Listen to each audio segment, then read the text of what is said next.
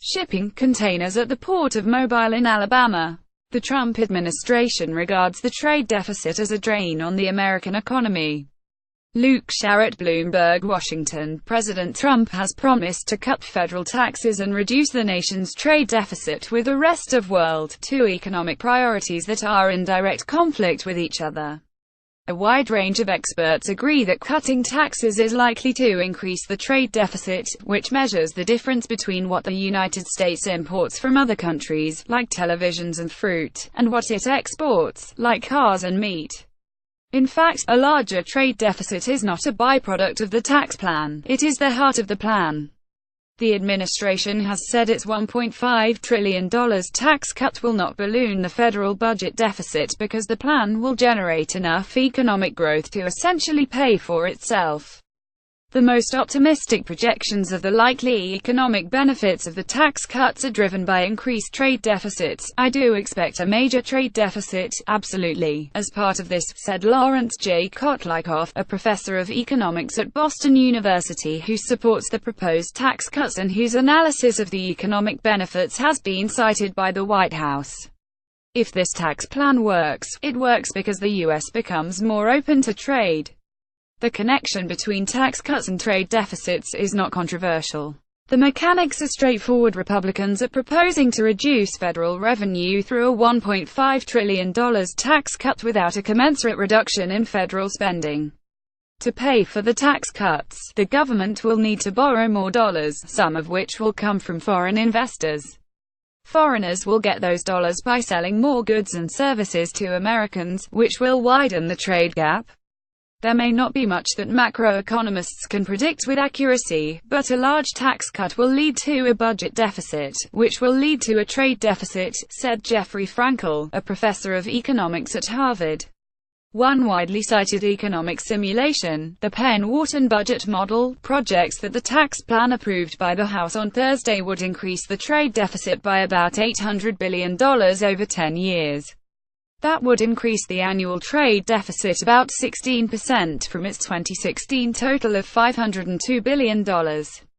President Trump has repeatedly promised to reduce the trade deficit, which he again described as unacceptable in a speech on Wednesday after a trip to Asia. "We are going to start whittling that down, and as fast as possible," he said. The inconsistency does not trouble the many economists and Republicans who do not share Mr. Trump's overarching view on the downsides of trade. From their perspective, the point of the tax plan is to increase investment in the United States, and there is no reason to shun foreign dollars. Scott Greenberg, a senior analyst at the Conservative Tax Foundation, said Mr. Trump's objectives were still aligned in the longer term because increased investment would expand the nation's economic output over time, which could narrow the trade deficit. "We think that of course you're going to have to go through a period in which you have higher trade deficits," Mr. Greenberg said. "But expanding capital investment means we'll produce more than we used to, and that is going to increase the exports that we have." Wilbur Ross, the Commerce Secretary, offered a similar reconciliation of the administration's conflicting objectives this week. President Trump has repeatedly promised to reduce the trade deficit, which he described as unacceptable in a speech on Wednesday. Tom Brenneth, New York Times. "Job creation is the real purpose of reducing the trade deficit," Mr. Ross said during an interview at the Wall Street Journal CEO Council. "The way we mainly wish to reduce the trade deficit is by increasing our exports as opposed to constricting imports. Another option would be to fund government borrowing through the Federal Reserve, which could create money to buy federal debt, as it did on a large scale in the years after the 2008 financial crisis. But the Fed has embarked on a plan to reduce its holdings of Treasury bonds and mortgage-backed securities. That leaves domestic and foreign investors as the potential buyers of the debt the United States will need to sell to pay for its tax cut." While economists agree that the tax cut will widen the trade deficit, they part company on how much of the money that the federal government needs will come from foreigners. The answer will help to determine how much of a lift the cuts give the economy. When the government borrows from Americans, it is soaking up money that could have been used by the private sector. When it borrows from foreigners, more money is available for other users. To get bigger growth effects, you need more foreign capital coming in, said Kent Smetters, a professor of economics at the University of Pennsylvania and the faculty director of the Penn-Wharton budget model. That is the irony. Tax cuts have the biggest effects if you're assuming that trade actually increases over time. Foreigners hold about 40% of federal debt, and Mr. Smetters projects that they will continue to do so.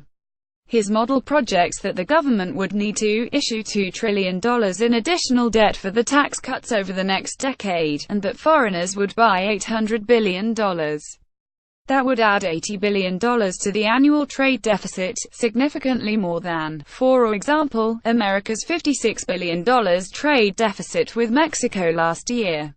The Trump administration regards the trade deficit as a drain on the economy.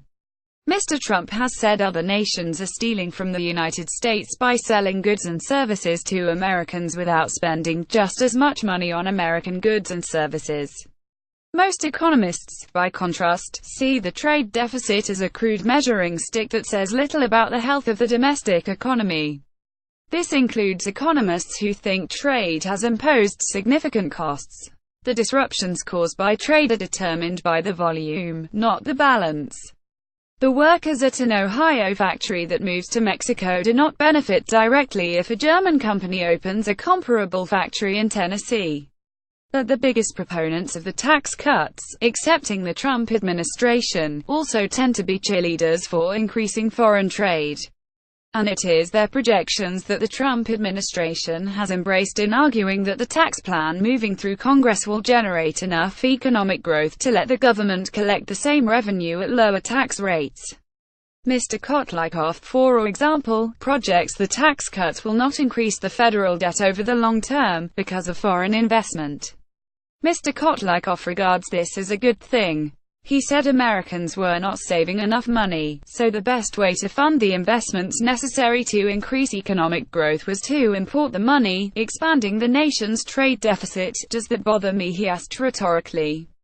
Absolutely not, he said. The administration appeared not to understand the mechanics of his analysis, or similar analyses, or the workings of its own plan. This is a White House that does not know economics, he said.